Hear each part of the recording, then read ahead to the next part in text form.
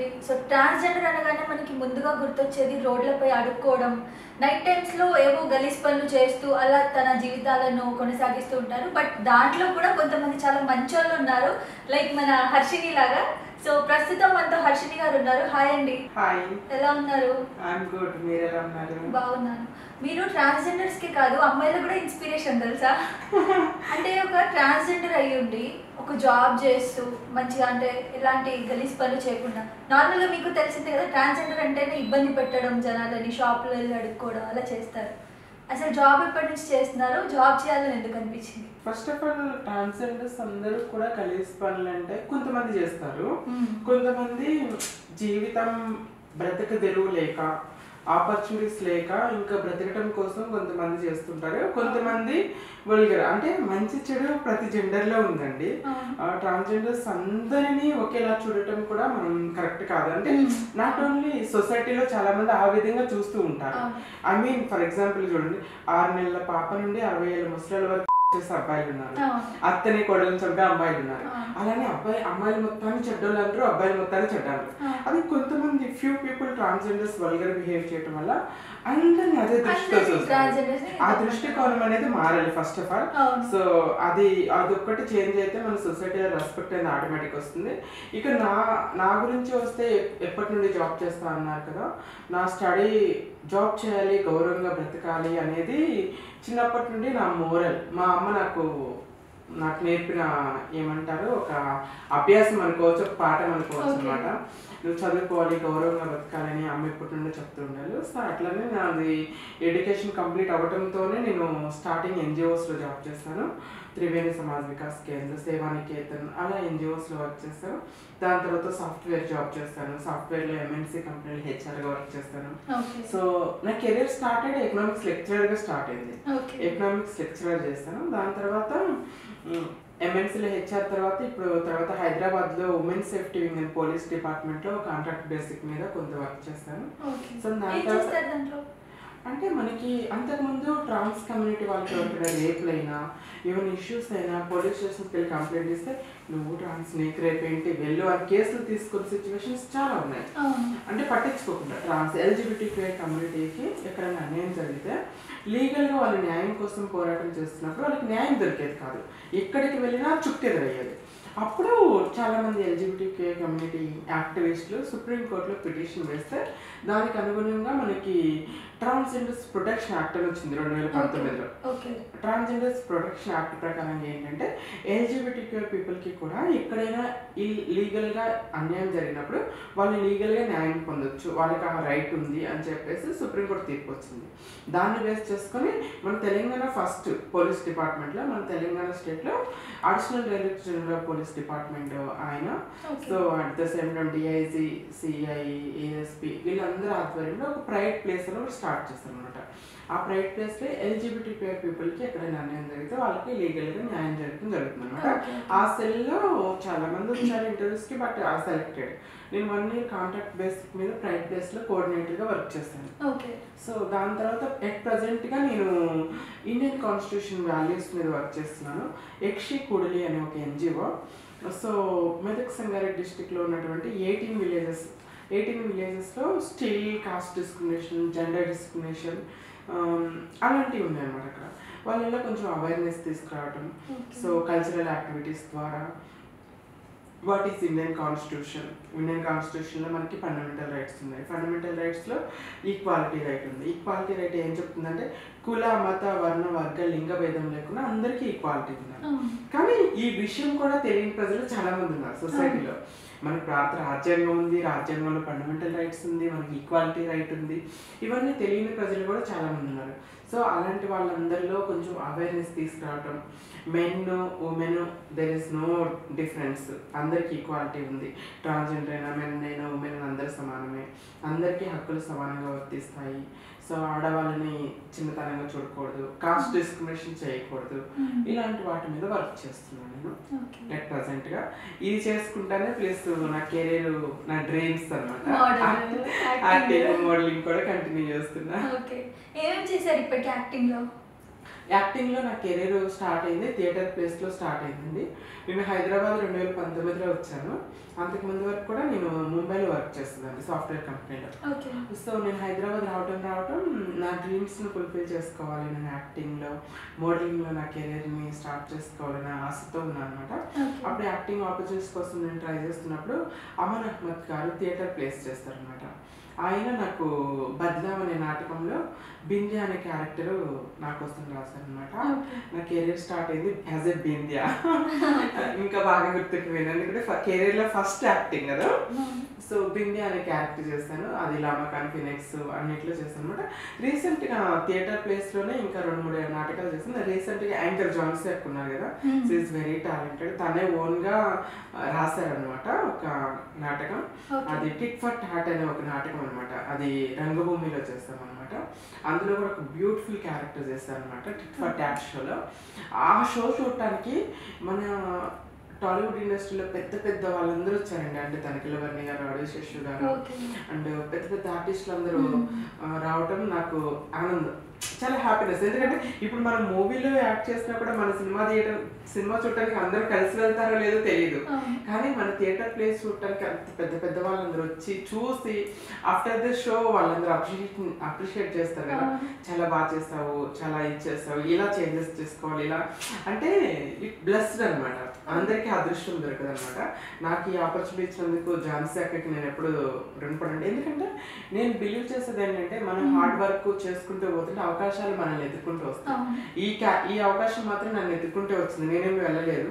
ఝాన్సీ అక్కే నాకు అప్రోచ్ అయిపోయి ఈ క్యారెక్టర్ ఉంది చెయ్యమ్మా అంటే ఖచ్చితంగా చేస్తానని చెప్పడం జరిగింది. అలా థియేటర్ ప్లేస్తో పాటుగా నేను జెమినీలో అంతులేని కథ సీరియల్ చేశాను, జీ తెలుగులో అగ్ని పరీక్ష సీరియల్ చేశాను. And at the same time ఆహాలో ఆన్యస్ ట్యూటోరియల్స్ అనే ఒక వెబ్ సిరీస్ ఉంది రజైనా కాసంటర్ గారిది, అందులో ఒక క్యారెక్టర్ చేశాను. ఇష్ అనే ఒక వెబ్ సిరీస్ చేశాను. మూవీస్ వచ్చి 2021లో కృష్ణలంక అనే మూవీ ఒకటి రిలీజ్ అయింది, అందులో సిఐడి ఆఫీసర్గా చేస్తాను అనమాట. ఇంకా 2-3 మూవీస్ చేస్తాను, అవి రిలీజ్ అవ్వలేదు ఇంకా. అంటే సునీల్ గారితో ఒక మూవీ చేశాను, ఫ్రెండ్ క్యారెక్టర్ చేశాను. ఇంకోటి చిన్న చిన్న మూవీ ఫ్రెండ్ క్యారెక్టర్స్ అవి చేస్తాను. ప్రజెంట్గా అయితే ఒక 2 ప్రాజెక్ట్స్ చేస్తున్నానండి. ఒక మూవీలో లీడ్ చేస్తున్నా, లీడ్ హీరోయిన్గా చేస్తున్నాను అనమాట. అది రీసెంట్గా షూట్ కంప్లీట్ అయిపోయింది. ఇంకా డబ్బింగ్, ఎడిటింగ్, ఆర్ఆర్ ఇవన్నీ బ్యాలెన్స్ ఉన్నాయి కదా, మొత్తం వర్క్ కంప్లీట్ అయిపోయి థియేటర్స్లోకి రావడానికి మేబీ 1 or 2 months పట్టొచ్చు. So people can recognise. I hope ఈ మూవీ ద్వారా పీపుల్ నన్ను రికగ్నైజ్ చేస్తారు, నాకంటే ఒక గుర్తింపు వస్తుందని ఒక ఆశ అవుతుంది. ఎందుకంటే I'm struggling since 4 years. 4 years నుండి ఇండస్ట్రీలో స్ట్రగుల్ అవుతున్నాను. ఒక మంచి క్యారెక్టర్ రావాలి నాకు, నన్ను ఇంప్రూవ్ చేసుకోవడానికి అని చెప్పి వెయిట్ చేస్తుంటే this is the best I think అనుకుంటున్నా. ఈ మూవీ రిలీజ్ అయ్యాక చూడండి. అసలు మీరు ఇంటర్వ్యూ చేస్తుంటే మీరు మాట్లాడుతుంటే అసలు ఒక ట్రాన్స్ ఉమెన్ తో మాట్లాడుతున్నట్టే లేదు, అంటే వాయిస్ కూడా చాలా నైస్ గా ఉంది, స్వీట్ గా. Thanks for your compliment. ఎందుకంటే చిన్నప్పటి నుండి నేను ఎప్పుడు ట్రాన్స్ గా కూడా ఫీల్ అవ్వలేదు. ఎందుకంటే I feel I'm a female by birth నుండి కూడా నేను అమ్మాయిని అనుకునేదాన్ని, కానీ జనాలు ఎందుకు నన్ను ఇట్లా చూస్తున్నారు అనే ఒక బాధ ఉండేది. మీరు ఆ కాంప్లిమెంట్ ఇవ్వటం వల్ల ఐ ఫీల్ ఇలాంటి కాంప్లిమెంట్స్ వచ్చినప్పుడు చాలా నిజంగా అనిపిస్తుంది. అయితే రాజు, మీ పేరు ముందు రాజు కదా, ట్రాన్స్ ఉమెన్ గా చేంజ్ అవ్వకముందు. సో అక్కడి నుంచి రాజు నుంచి వర్షినిగా ఎలా చేంజ్ అయ్యారు? ఏ ఏజ్ లో మీకు ఆ ఫీలింగ్స్ రావడం స్టార్ట్ అయ్యాయి, లైక్ మీరు ఒక ఉమెన్ లాగా, ఒక ట్రాన్స్ లాగా? ఓకే, ఏ ఏజ్ లో చేంజ్ అవడానికి అంటే నేను I feel I was Born as a female hormones. నేను పుట్టేటమే ఫీమేల్ హార్మోన్స్, ఫీమేల్తో అనుకోవచ్చు. ఎందుకంటే మనకి 7-8 yearsలో 7-8 ఏజ్ ఉన్నప్పుడు, ఇయర్స్ ఉన్నప్పుడు మనకి ఏం తెలియదు, నాలెడ్జ్. చిన్నపిల్లలు ఆడుకోవటం, స్కూల్కి వెళ్ళటం, రావటం, గొడవలు చేసుకోవడం ఇదే ఉంటుంది. బట్ నాకు 7-8 సెకండ్ క్లాస్లో ఉన్నప్పటి నుండి కూడా నేను అమ్మాయిని ఫీల్ అయ్యేదాన్ని. నేను అనుకునేదాన్ని. ఐ ఫీల్ నేను స్కూల్ కి గౌన్లు వెళ్తాను, అక్క బట్టలు వేసుకుంటాను, గొడవ చేసేదాన్ని. అమ్మ నన్ను వద్దనే వాళ్ళు, ఎందుకు అక్క బట్టలు వేసుకోకూడదు, మారం చేస్తారు, ఊరుకోరు, అట్లని అనేవాళ్ళు. బట్ నాకు అర్థమైంది కదా, ఎందుకు నాకు నచ్చినట్టు నేను ఇట్లా ఎందుకు బలవంతంగా అబ్బాయి డ్రెస్, అది నిక్కర్లు ఉంటాయి కదా, నిక్కర్ షర్ట్ వేస్తున్నారు అని చెప్పి ఆలోచించుకునేదాన్ని. యూనో అమ్మాయిలతోనే ఆడుకోవాలనిపించేది, అబ్బాయిలతో ఉండాలనిపించేది కాదు. అంటే మనకి ఏజ్ పెరుగుతున్నా కొద్దిగా ఇంకా కంటిన్యూ అవుతుంది అమ్మాయిని అనే ఫీలింగ్. ఫీలింగ్. నాకు 11-12 ఇయర్స్ అంటే ఐ మీన్ నాకు 5th 6th క్లాస్లో ఉన్నప్పుడు 11-12 ఇయర్స్ ఉన్నప్పుడు అప్పుడు కూడా అంత మెచ్యూరిటీ ఉండదు. బట్ నాకు ఒక 1 or 2 ఎగ్జాంపుల్ చెప్తా, సిల్లీగా ఉంటే నవ్వుతారు మీ అందరూ, ప్రేక్షకులు కూడా నవ్వుతారు, తెలియాలి. ఎందుకంటే I feel I'm complete female అని. నాకు 11 years ఏజ్ ఉన్నప్పుడు అక్క వాళ్ళ విలేజెస్ లో ఏంటంటే అక్క వాళ్ళిద్దరికి మెచ్యూర్ ఫంక్షన్ చేస్తారు. నాకు చేయట్లేదు, అమ్మతో గొడవాడేదాన్ని, నాకెందుకు మెచ్యూర్ ఫంక్షన్ చేయవు, అక్క వాళ్ళకి ఎందుకు చేస్తావు, నాకెందుకు చేయవని గొడవాడేదాన్ని. అప్పుడే నేను చిన్నగా ఉన్నప్పుడు చంటి మూవీ వచ్చింది. చంటి మూవీలో మీనా గారు ఏం చేస్తారు, తాడాట ఆడుతూ ఆడుతూ కింద పడిపోతే ఆమె ఫంక్షన్ చేస్తారు. ఓ నీకు తాడాట ఆడలేదని నాకు ఫంక్షన్ చేయట్లేదా అని చెప్పేసి తాడాట ఆడుతూ ఆడుతూ అమ్మ దగ్గర కింద పడిపోయి, అమ్మ నేను మెచ్యూర్ అయ్యి నాకు ఫంక్షన్ అంటే ఇది మనం నవ్వటానికి ఒకవేళ ఇది మనకి నవ్వుగా అనిపిస్తుంది, కానీ ఒక డీప్ గా మీరు ఆలోచిస్తుంటే నాకు ఇన్సైడ్ నేను అమ్మాయిని అనేది ఎంత స్ట్రాంగ్ గా ఉంది అనేది మీకు అర్థమవుతుంది. I feel I may female, అమ్మాయికి జరిగేది నాకు జరగాలి, నాకు ఎందుకు జరగట్లేదు అని ఆ ఫీల్ అనమాట. అమ్మకి అప్పటి నుండి డౌట్ వచ్చేది అనమాట నా మీద. సో నేను అమ్మాయిని అనే ఫీల్ నా మనసులో ఎంత స్ట్రాంగ్ గా ఉంది అనేది అమ్మకి అప్పటి నుండి చిన్న డౌట్ వచ్చింది అనమాట. అప్పటి వరకు తెలియక అక్క బట్టలు వేసుకుంటుంది, తెలిసి తెలియక అని అనుకునేదమ్మ. ఇక ఆ టైం నుండి అమ్మకు ఒక డౌట్ వచ్చింది. ఎందుకంటే చిన్నప్పుడు ఐ బిహేవ్ లైక్ అమ్మాయి. ఇప్పుడు ఒక గర్ల్ కి అబ్బాయి డ్రెస్ వేస్తే ఎలా ఉంటుంది బిహేవియర్, అమ్మాయి లాగే ఉంటుంది. సేమ్ లైక్ మీ, అష్టచమ్మ, తొక్కుడు బిళ్ళ అన్ని అమ్మాయిలతో ఆడుకునేదాన్ని, అబ్బాయిలతో వెళ్ళేదాన్ని కాదు. అబ్బాయిలు అంటేనే ఒకలాగా ఉండేదాన్ని, అమ్మాయిలతోనే ఉండేదాన్ని, అక్క చెల్లి అనుకుంటూ ఉండేదాన్ని, అమ్మాయిలతోనే తిరిగేదాన్ని చిన్నప్పటి నుండి. పిల్లలు నన్ను భయంకరంగా యాక్ట్ చేసేవాళ్ళు. ఎలా అంటే స్కూల్లో పిల్లలు నేను అమ్మాయిలాగే నడుస్తా, అమ్మాయిలాగే బిహేవ్ చేస్తా అని చెప్పేసి 7th క్లాస్లో అట్లా ఉంది. 12 years అట్లా వచ్చినప్పటికీ మన బాడీలో కూడా చేంజెస్ వస్తున్నాయి. అంటే నడక కానీ, మాట్లాడే విధానం కానీ, తిప్పటం. అప్పుడు మనం మాట్లాడితే చేతులు తిప్పుతాం, అబ్బాయిలు అట్లా తిప్పారు కదా. సో నేను చిన్నప్పుడు నుండి అట్లానే ఉంటుంది, మనం మాట్లాడే విధానం కానీ ఇదంతా కూడా అట్లా అమ్మాయిలాగే ఉండేది అనమాట. పిల్లలు నన్ను భయంకరంగా యాక్ట్ చేస్తారు అన్నమాట. నువ్వు అమ్మాయి కాదు, అబ్బాయి కాదు, నా పక్కన కూర్చోవద్దు, మూలకెళ్ళి కూర్చో, నువ్వు అట్లా అట్లా పిల్లలు యాక్ట్ చేసేవాళ్ళు. 0.5 అని, చెక్క అని, చెక్క అని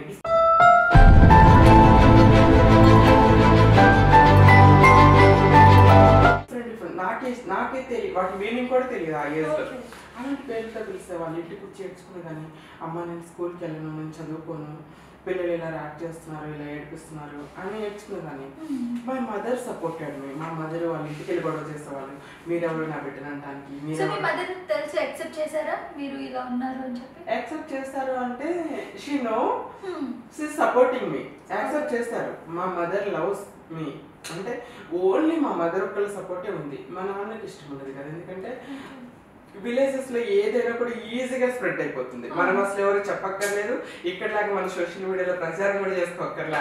ఇద్దరు ముగ్గురు తెలిసిందంటే విలేజెస్ లో ఊరికంతా తెలిసిపోతుంది, ఈజీగా తెలిసిపోతుంది. ఈవినింగ్ టైంలో ఏంటంటే కూర్చొని ముచ్చట్లు ఆడుకుంటా ఉంటారు, ఆమె లెక్కలు అట్లా అంటారు, అట్లా ఈజీగా స్ప్రెడ్ అయిపోతుంది న్యూస్ అనమాట.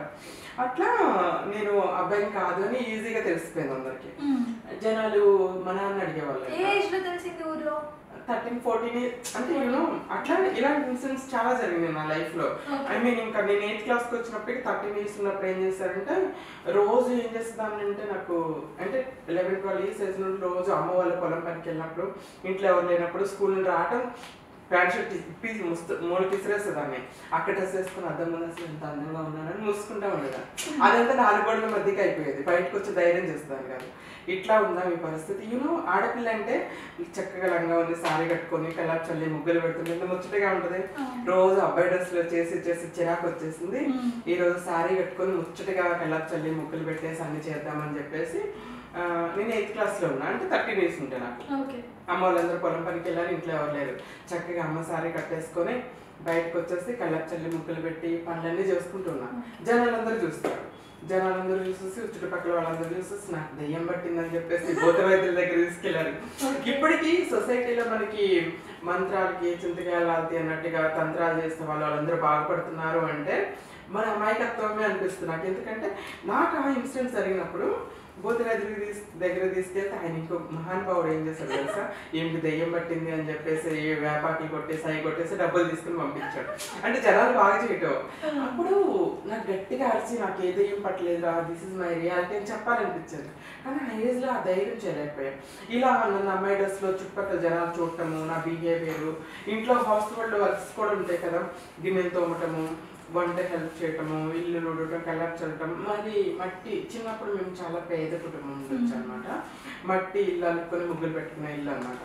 అట్లా అన్ని చేసుకునేదాన్ని నేను అమ్మ. అట్లా నేను అమ్మాయి పనులే చేయటం, అమ్మాయితో ఆడుకోవటం, అమ్మాయిలాగే బిహేవ్ చేయటం అట్లా తెలిసిపోయింది, ఊరు మొత్తం తెలిసిపోయింది.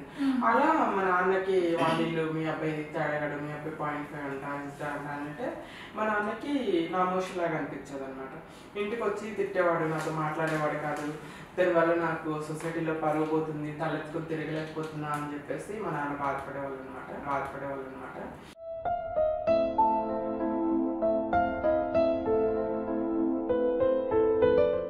సో మా మదర్ ఓన్లీ నాకు సపోర్ట్ చేసేవాళ్ళు అనమాట. సో అలానే లైఫ్ అనేది పోతూ ఉంది. ఒక అమ్మాయికైనా అబ్బాయికైనా మనకి 14-15 ఇయర్స్ ఏజ్ వచ్చినప్పుడు ఒక మైండ్ మెచ్యూరిటీ వస్తుంది. ఇప్పుడు సోషల్ మీడియా ఎఫెక్ట్ 10-11 ఇయర్స్కి మెచ్యూరిటీ వచ్చేస్తుంది. కానీ అప్పుడు మేము చిన్నగా ఉన్నప్పుడు అయితే అసలు మెచ్యూరిటీ 14-15 ఇయర్స్ వచ్చినప్పుడు మెచ్యూరిటీ అంటే మనకి కోరికలు రావటం కానీ అట్రాక్షన్ అనేది కానీ ఆ ఏజ్లోనే స్టార్ట్ అవుతుంది. సో నాకు 15 ఇయర్స్ 10th క్లాస్లో ఉన్నప్పుడు ఒక అందమైన అమ్మాయిని చూసినప్పుడు అనుకో, అమ్మ సిస్టర్ హెయిర్ స్టైల్ ఎంత బాగుంది, సిస్టర్ డ్రెస్ ఎంత బాగుంది, నేను అలా హెయిర్ స్టైల్ చేసుకోవాలి, నేను అలా డ్రెస్ చేసుకోవాలనిపించింది. అసలు కేరింగ్గా హ్యాండ్సమ్గా ఉన్న అబ్బాయి చూస్తే, అబ్బాయి ఇంత హ్యాండ్సమ్గా ఉన్నాడు, ఎంత కేరింగ్గా ఉన్నాడు, నాకు ఇలాంటి బాయ్ ఫ్రెండ్ కావాలి, ఇలాంటి హస్బెండ్ కావాలి అనిపించేది. అసలు ఎప్పుడు లేదు. నేను అబ్బాయి డ్రెస్లో ఉన్నా, అబ్బాయి డ్రెస్ లోనే స్కూల్కి వెళ్ళాను. బట్ నా కోరికలు ఎలా ఉన్నాయి, అమ్మాయి కోరికలు. అబ్బాయిని చూస్తే కోరిక వస్తుంది, అమ్మాయిని చూస్తే సిస్టర్ అనిపిస్తుంది. So that time I realised I was stuck in a wrong body. అంటే నా కోరికలు, నా బిహేవియర్ నేను కావాలని చేయట్లేదు. నేను మాట్లాడే విధానం అదంతా కూడా బై బర్త్ వచ్చేస్తుంది. నా బిహేవియర్ కానీ, నా కోరికలు కానీ, నా మనసు కానీ, ఎవ్రీథింగ్ మైండ్. అక్కడ రాంగ్ ఏముంది, body was not my. I was stuck in wrong body. ఈ బాడీ నాది కాదు, నా కోరికలు నావే, నా మనసు నాదే, నా ఫీలింగ్స్ నాదే, నా బిహేవియర్ ఎవ్రీథింగ్ ఓకే. కానీ ఆ బాడీ ఒక్కటే డ్యామేజ్ అయింది. ఎందుకు ఇట్లా అయిందనే క్వశ్చన్ మార్క్ స్టార్ట్ అయింది నాకు. అప్పటి క్వశ్చన్ మార్క్ అనమాట. పిల్లలు ఏడిపిస్తున్నారు అంటే ఇదే రీజన్ ఇదే. వాళ్ళేమీ పాపం ఎవరిని కూడా మనం బ్లేమ్ చేయడానికి లేదు. ఎందుకంటే బికాస్ ఆఫ్ నా బిహేవియర్ కూడా అలా ఉంది. నేను అబ్బాయి బాడీలో, అబ్బాయి డ్రెస్లో ఉన్నాను, అమ్మాయిలా బిహేవ్ చేస్తున్నాను. వాళ్ళని కూడా తప్పు పట్టలేము. కానీ వాళ్ళకి అర్థం చేసుకొని ఈ సొసైటీలో ట్రాన్స్ ఉన్నారు అని వాళ్ళు తెలుసుకునే ఏజ్ వాళ్ళది కూడా కాదు, తప్పగా అనలేము. కానీ నా బాధ, ఐ ఫీల్ నాకు ఎందుకు ఇలా జరుగుతుంది, నన్ను ఎందుకు అంటున్నారు, ప్రపంచంలో అందరూ బాగున్నారు, నేను ఒక్కదాన్ని ఎందుకు ఇలా డిఫరెంట్గా పుట్టాను అని నాకు లేదు. అసలు నాకు తెలీదు. నా దగ్గర ఫోన్ లేదు, నా దగ్గర సోషల్ మీడియా లేదు, ఫేస్బుక్ లేదు, ఏమీ లేదు, అసలు ఏం తెలియదు. ఆ పల్లెటూరే నాకు ప్రపంచం. నా పల్లెటూరు, మా అమ్మ, మా ఇల్లు, మా ఊరు, స్కూల్, ఇంటిదే. ట్రాన్స్జెండర్స్ ఉంటారని తెలియదు, ట్రాన్స్ సర్జరీస్ చేసుకోవచ్చు, లైఫ్ బాగుంటుంది అని కూడా తెలియదు ఆ ఏజ్ లో నాకు.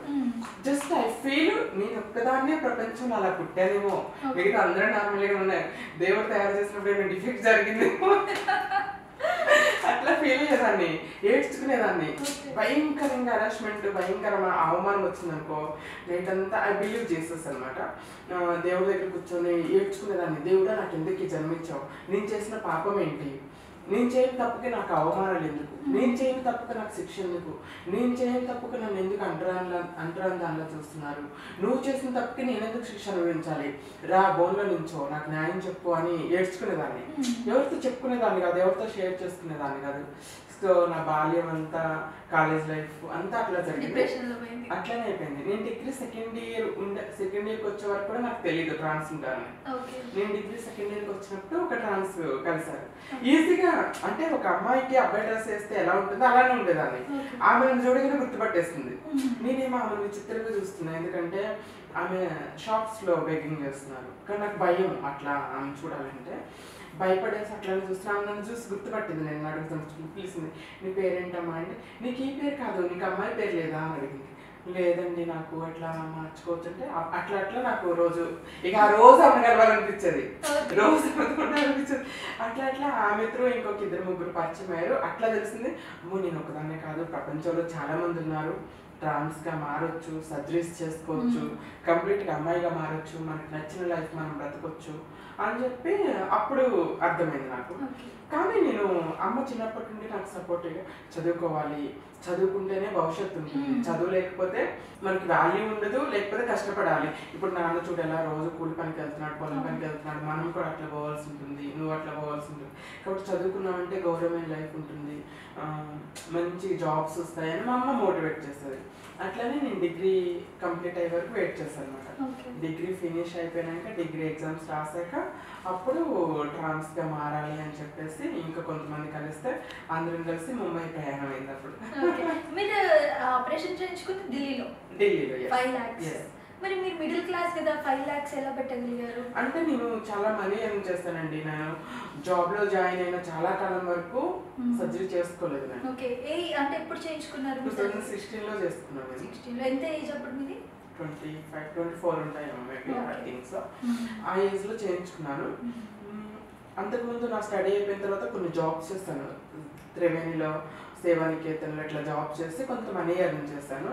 కొంత మనీ ఏమో అప్పులు చేశాను, కొంత మనీ ఏమో చిట్టి పాటలు వేస్తారు కదా అమ్మాయిలందరూ, చిట్టి పాటలు వేసుకొని అట్లా కొంచెం అప్పులు చేసుకుని అలా మనీ ఎర్న్ చేసుకొని కంప్లీట్ ఫీమేల్ సర్జరీ చేసుకున్నాను 2016లో. సో కానీ ఆ సర్జరీ మాత్రం వెరీ పెయిన్ఫుల్ అండి. ఆ ఎఫెక్ట్ ఇప్పటికీ కూడా. ఏం చేస్తారు ఆ సర్జరీ గురించి ఏమైనా డీటెయిల్స్ గా చెప్తారా? సర్జరీ గురించి డీటెయిల్స్ ఏంటంటే చిన్నప్పటి నుండి మనకు ఉన్నది ఒకే ఒక డిఫెక్ట్ ఏంటంటే ఫీమేల్ పార్ట్ లేకపోవడం. So I don't have a male part, I don't have a female part.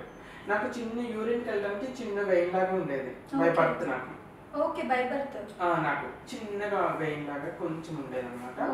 అది నో యూస్ అనమాట, ఓన్లీ యూరిన్ కోసం అన్నట్లు ఉండేది. తెలుసు.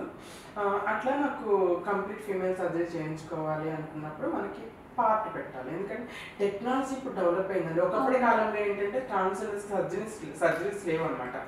రాజుల కాలం, పురాతన కాలంలో ఏంటంటే ట్రాన్స్జెండర్స్ని నమ్మకస్తులుగా ఉంచేవాళ్ళు, ఎందుకంటే వాళ్ళు అమ్మాయిలతో చేయలేరు, అబ్బాయిలతో చేయలేరు, because they don't have part కదా.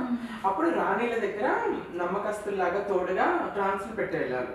బట్టలను లేకపోతే ఏమన్నా పెడితే ఒకవేళ రాజులు చాలా కాలం యుద్ధాలకు వెళ్ళి రాకుండా ఉంటే వాళ్ళు ఫిజికల్ రిలేషన్షిప్ కోసము వాటి అబ్బాయిలతో సాంగత్యం చేస్తారు, అదే ట్రాన్స్ అయితే ఏం చేయలేరు, అట్లా ఉద్దేశంతో రాజు అలా ఉంచేవాళ్ళని. ఇది నేను విన్నది, మేబీ ఆయన రాంగ్, నేను విన్నదాన్ని చెప్తున్నాను నేను. అట్లా పెట్టేవాళ్ళు అనమాట.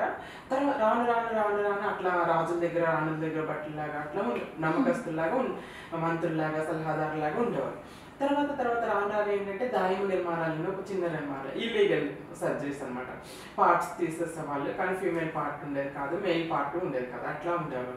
ఇప్పుడు టెక్నాలజీ డెవలప్ అయినాక కంప్లీట్ ఫీమేల్ సర్జరీస్ వచ్చాయి. సర్జరీస్లో కూడా దేర్ ఇస్ మల్టిపుల్ డిఫరెన్సెస్ ఉంటాయి. నువ్వు నీకు ఫీమేల్ అనుకోవడానికి ఒక సర్జరీ, ఒక అమ్మాయి పెళ్ళయ్యాక భర్తతో ఎలాగ కాపురం చేస్తుందో, ఫిజికల్ రిలేషన్ చెప్తుందో, అలా కంప్లీట్ సర్జరీ చేసుకోవాలంటే అది హెవీ కాస్ట్ 5 lakhs. ఓన్లీ నేను అమ్మాయి అనిపించుకోవడానికి 1 lakh లో కూడా సర్జరీ ఉందన్నమాట. ఆ డిఫరెంట్ టైప్ ఆఫ్ సర్జరీస్ ఉన్నాయన్నమాట. నేను కంప్లీట్ ఫీమేల్ సర్జరీ చేసుకోవాలి, ఎందుకంటే ఇఫ్ ఐ గెట్ మ్యారేజ్, నా భర్త నేను పెళ్లి చేసుకున్నాను అనుకో, నేను ట్రాన్స్ అయినా కూడా నన్ను యాక్సెప్ట్ చేసి నన్ను ప్రేమించి పెళ్లి చేసుకున్న అబ్బాయికి అట్లీస్ట్ ఫిజికల్ రిలేషన్షిప్ కూడా ఇవ్వలేకపోతే ఆ ప్రేమకి అర్థమే ఉంటుందండి. సో అప్పుడు ప్రేమలో ఉన్నానులేండి.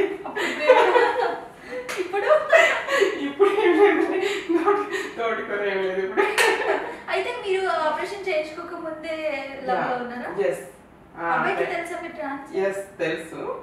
సో తనకి నేను పెళ్లి చేసుకోవాలి, తను చాలా బాగా చూసుకోవాలి, తన ఫిజికల్ రిలేషన్షిప్ మంచిగా ఉండాలి, మేము ఇద్దరు చిలకా గోరింకలాగా ఏంటంటారు పావురాలాగా ఏదో కానీ సామెతలు ఉంటాయి, అలా ఉండాలనే ఆశతో ఎక్కువ డబ్బులైనా కూడా, ఎక్కువ రిస్క్ కూడా, చాలా రిస్క్ అయినా కూడా నేను కంప్లీట్ ఫీమేల్ సర్జరీ చేసుకున్నాను. ఆ సర్జరీ ఏంటంటే మార్నింగ్ నన్ను పంపిస్తే ఆపరేషన్ థియేటర్లోకి, ఈవినింగ్ వరకు ఆపరేషన్ థియేటర్లోనే ఉన్నాను. ఈవినింగ్ ఆపరేషన్ థియేటర్లోనే వచ్చానమాట. నాతో పాటు ఒక మమ్మీ వచ్చారు ముంబై నుండి. హర్షిని యూ బికేమ్ గర్ల్, అమ్మాయి అయిపోయావు ఇంకేంటి అంటే చాలా హ్యాపీనెస్ అనమాట. చిన్నప్పటి నుండి ఏ ప్రాబ్లం వల్ల అయితే నేను అవమానపడ్డానో, బాధలు పడ్డానో, హింసపడ్డానో అది ఆ ప్రాబ్లం పోయింది నాకు. I became complete female.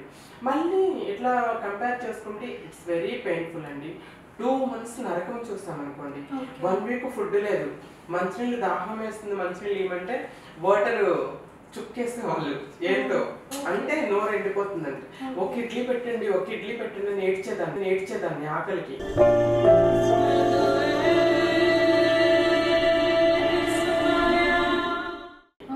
అంటే ఫుడ్ తినకూడదా? ఎందుకంటే అది పెద్ద సర్జరీ కదండి, యూనో కదా.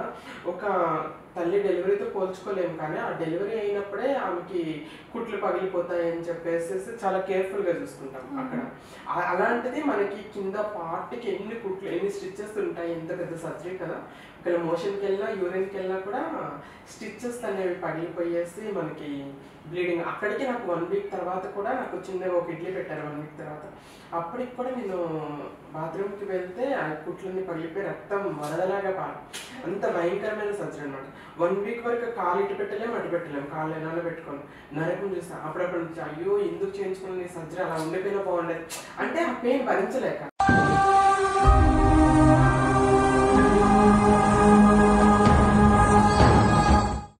కానీ ఆ పెయిన్స్ అన్ని భరించి తర్వాత నేను అమ్మాయి అయిపోయాను కంప్లీట్ ఫీమేల్ అనే ముందు ఆ పెయిన్స్ ఇంత చిన్నగా అనిపిస్తాయి. అంటే ఆ హ్యాపీనెస్ ముందు I became complete female. If ఎవరి కోసమో కాదండి, సెల్ఫ్ కోసం, మన కోసం. ఇప్పుడు నేను మిర్రర్ మీద నన్ను నేను చూస్తున్నాను, సో ఐఎమ్ లుకింగ్ బ్యూటిఫుల్, చూడు నేను ఎంత అందంగా ఉన్నాను అనిపిస్తుంది. ఆ ఫీల్ ముందు ఆ బాధ ఆ పెయిన్స్ ఇవన్నీ కూడా ఇంత కూడా అనిపించు. ఎందుకంటే చిన్నప్పటి నుండి ఆ బ్యూటీ లేక ఆ ఫీమేల్ పార్ట్స్ లేకపోవటం వల్లే ఎన్నో అవమానాలు ఎన్నో అవమానాలు పడ్డాను. ఇప్పుడు అది వచ్చేస్తే నాకు ఐ బికేమ్ కంప్లీట్ ఫీమేల్ అని నేను ఎంత అందంగా ఉన్నాననే ఒక ఆనందం అనమాట. ఆ సర్జరీ అనేది అలా జరిగింది అనమాట. మీ బాయ్ ఫ్రెండ్ ఏమన్నారు? సాడ్ లవ్ స్టోరీ విన్నా నేను, నాకు చెప్పారు వాళ్ళు. ఓకే, ఏమైంది అసలు? డబ్బుల కోసం లవ్ చేశారా మిమ్మల్ని? డబ్బుల కోసం అని నేను అనను. అంటే నేను అంత ఈజీగా అయితే మోసపోను. నా మనస్సు నాకు ఎప్పుడు నిజమే చెప్పేది. హీ లవ్డ్ మీ, నన్ను నిజంగా ప్రేమించాడు. కానీ టైం విల్ చేంజెస్ ఎవ్రీథింగ్ అంటారు. ఏ వ్యక్తిని మనం బ్లేమ్ చేయకూడదు.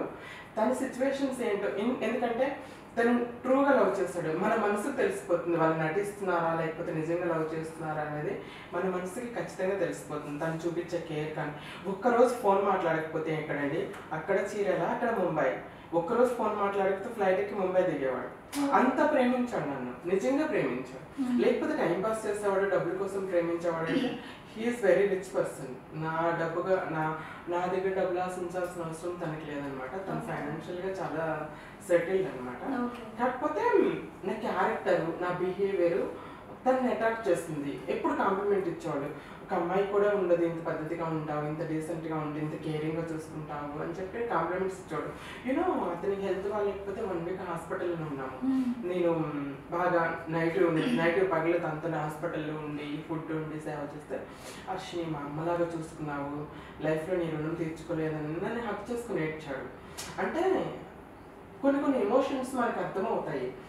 ఇట్స్ ట్రూ అని. ఎప్పుడన్నా మేము మంత్లో 2-3 times కలిసామనుకో, నన్ను వదిలేసి వెళ్ళలేక ఏడ్చేవాడు. ఎల్లబుద్ధి కాక అడుగు ముందుకు పడేది కాదు, అంత ఏడ్చేవాడు. సేమ్ ఇద్దరం ఏడ్చుకుంటే అంటే అంత ట్రూగా లవ్ చేసుకున్నాము.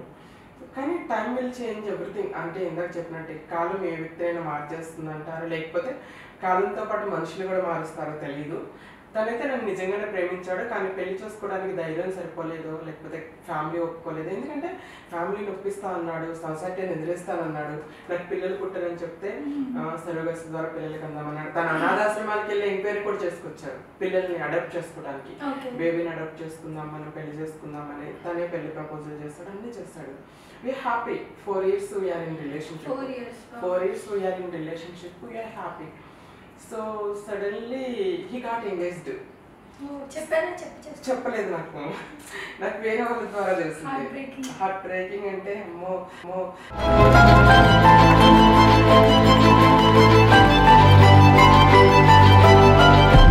చెప్పలేమండి.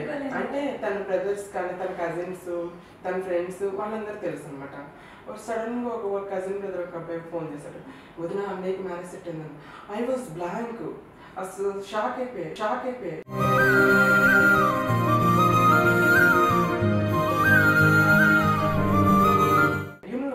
ఒక అమ్మాయి సిచ్యువేషన్ ఎలా ఉంటుందంటే, మా అమ్మ నాన్న చనిపోయారు. అమ్మ చనిపోయిన తర్వాత ఆ డిప్రెషన్లో ఉండి అప్పుడప్పుడు బయటకు వస్తున్నా. అప్పుడే నాన్న చనిపోయాడు. నాన్న చనిపోయిన డిప్రెషన్లో ఉండి అప్పుడప్పుడు బయటకు ఆ అబ్బాయి పరిచయం అయిపోయాడు. తనే ప్రపంచం అని నమ్మించాడు. తను లేకపోతే బ్రతకలేను అనుకున్నా. ఇక తను ఏదంటే అదే, తనే నా ప్రపంచం అయిపోయాడు. యూనో కదా, ఒక అమ్మాయి నిజంగా ఇష్టపడి అమ్మ నాన్న లేరు, నాకు ఇంట్లో కుటుంబం లేదు, ఇంకా తనే నా ప్రపంచం, తను లేకపోతే నేను బ్రతకలేను. ఒక అమ్మాయి అయినా అబ్బాయి అయినా ప్రేమిస్తుంది, సిన్సియర్గా ప్రేమిస్తాడంటే మన మనసుకి అర్థమైపోతుంది. I love him very much. ఎందుకంటే నా ముందు ఎంత హ్యాండ్సమ్గా ఉన్న అబ్బాయి హీరో కనపడ్డా కూడా ఈ షర్ట్ నా బాయ్ ఫ్రెండ్కి అయితే ఎంత బాగుండేది అట్లా అనిపించదు నాకు. ఐ మీన్ యూనో కదా, దట్ ఈస్ ట్రూ లవ్. అంటే ఒక అబ్బాయిని మనం ఏ విధంగా తప్పుగా చూడకుండా తననే ప్రపంచం అనుకొని తనే మనకు అనుకున్నాము అంటే దట్ ఈస్ ట్రూ రిలేషన్. అంత ట్రూగా ఇష్టపడ్డ వ్యక్తి తను లేకపోతే బ్రతకలేను, తనతో మాట్లాడకపోతే ఉండలేను, తను లేకపోతే ప్రపంచం లేదు అనుకున్నప్పుడు తను మన లైఫ్ నుండి వెళ్ళిపోయాడు.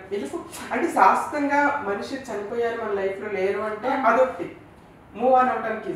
మనిషి ఉండి నాకు మోసం చేసి అది నా ప్లేస్ కదా, ఆ ప్లేస్ నాది కదా, వేరే వాళ్ళు ఎలా వస్తున్నారు, ఆ పెయిన్ భరించలేకపోయినాను. అప్పటికప్పుడు అర్ధరాత్రి ఫ్లైట్ టికెట్ బుక్ చేసుకొని నేను ఐఎమ్ బ్యాక్ టు ముంబై నుండి వచ్చేసాను.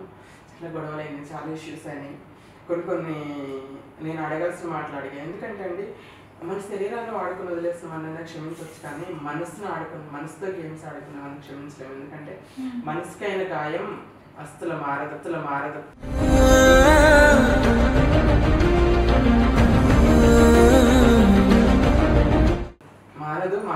మనసుకైన గాయానికి మందు కూడా ఉండదు. సో అలా నన్ను కూడా కొన్ని అనకూడని మాటలు అన్నాడు. సో అలా లైఫ్ అనేది క్లోజ్. లవ్ నా నెక్స్ట్ మ్యారేజ్ లైఫ్ లో లవ్ చాప్టర్ క్లోజ్ అయింది. మ్యారేజ్ అనుకున్నారా? మ్యారేజ్ ప్లాన్స్ ఏమైనా? ఇప్పుడు మ్యారేజ్ అన్నా లవ్ అన్నా ఒక రకమైన భయం మొనుకొచ్చేస్తుంది నాకు. సో ఇప్పుడు మీరు సింగిలా? Yes, of course. మీ ఆఫీస్ లో కూడా ఎవరో మీకు ప్రపోజ్ చేశారని చెప్పి విన్నా. ప్రపోజల్ తెలుస్తా ఉంటాయండి. అమ్మాయి అనుకొని చేశారని విన్నా.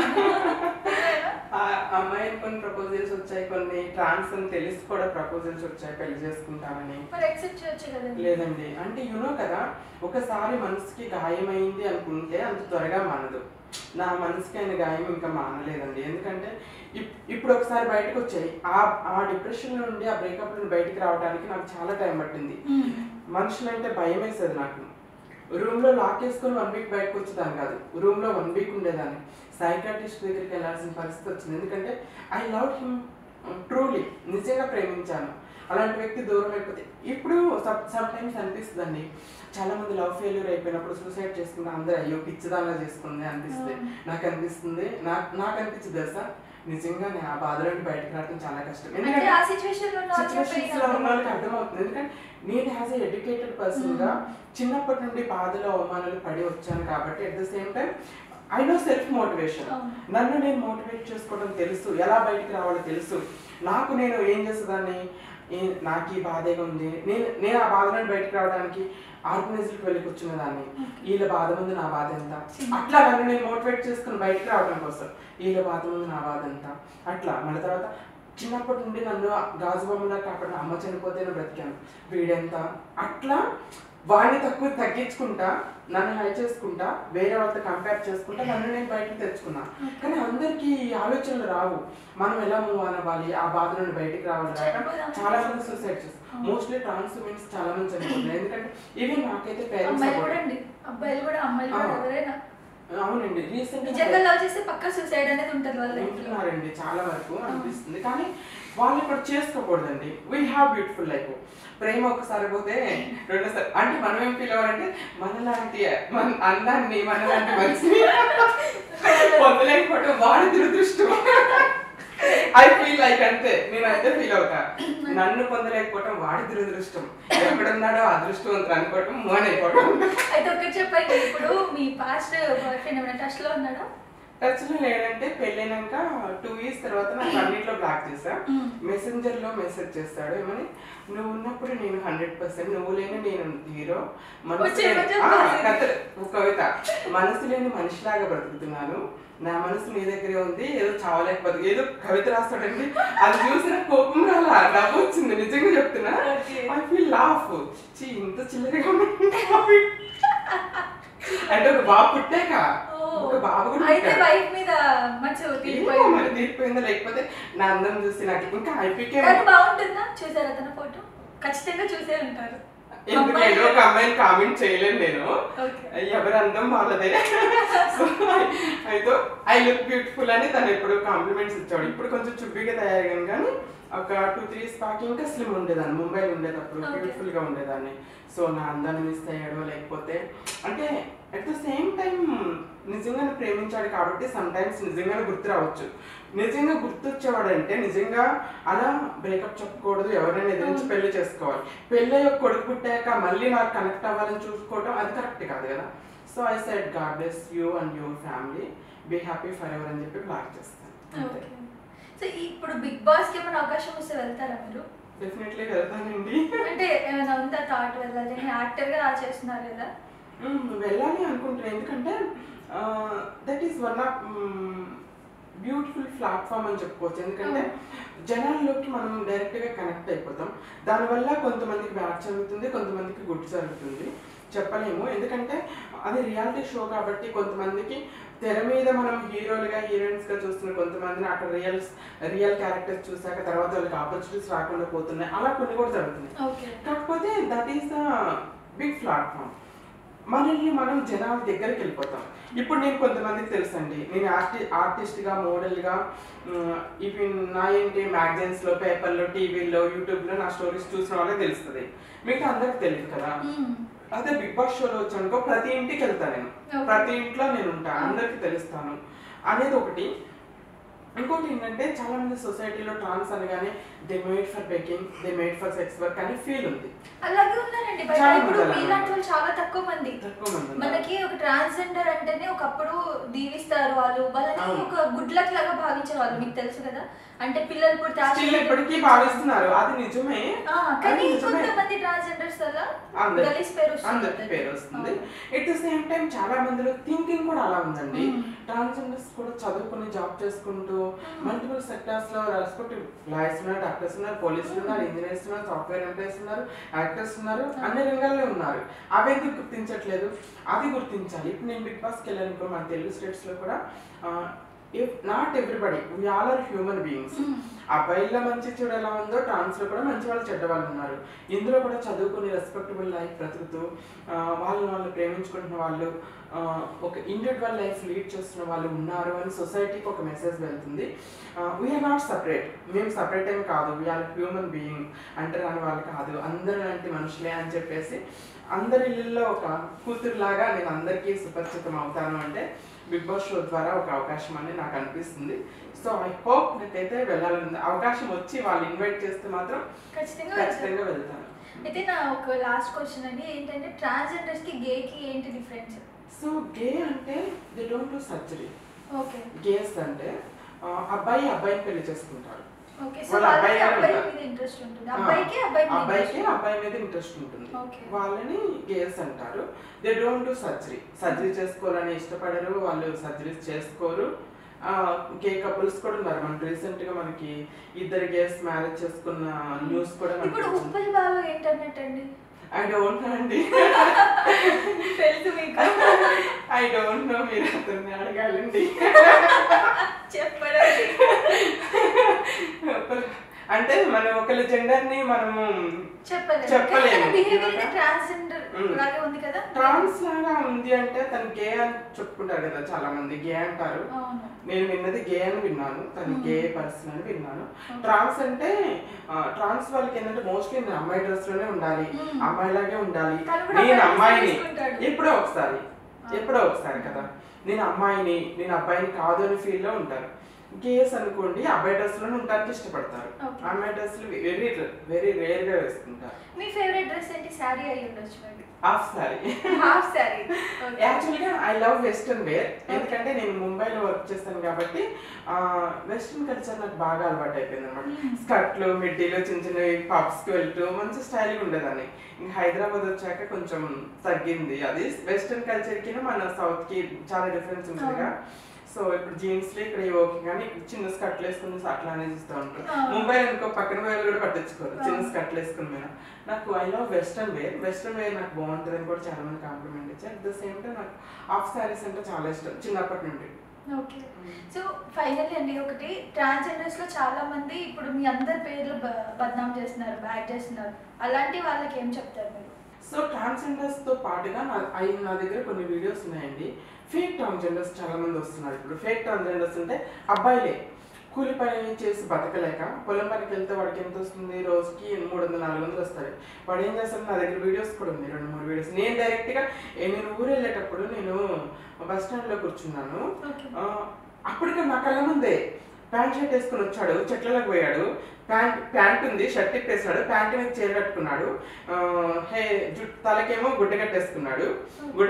ఇదంతా హెయిర్ ఉంది, ఇదంతా హెయిర్ కనిపిస్తుంది, మాస్క్ పెట్టాడు హెయిర్ కి, టక్క టక్క చప్పట్లు కొడుతున్నాడు, డబ్బులు అడుగుతున్నాడు. అబ్బాయి ఐ ఫస్ట్ షాక్డ్ నిజంగా, అరే ఏంటో ఇలా అబ్బాయి ఇట్లా చేస్తున్నాడు, అడిగితే ఏం చేయలేకపోయింది, నన్ను కొడతాను చూస్తే అంతా హైట్ ఉన్నాడు, నన్ను కొడతాడు. వీడియో తీసాను అప్పుడు చెప్తున్నాను, నేను వీడియో తీసి అట్లా పెట్టాను, నా యూట్యూబ్ ఛానల్లో కూడా పెట్టాను. ఆ వీడియో షార్ట్ ఉంటుంది నా ఛానల్లో, షార్ట్ కూడా పెట్టాను నేను.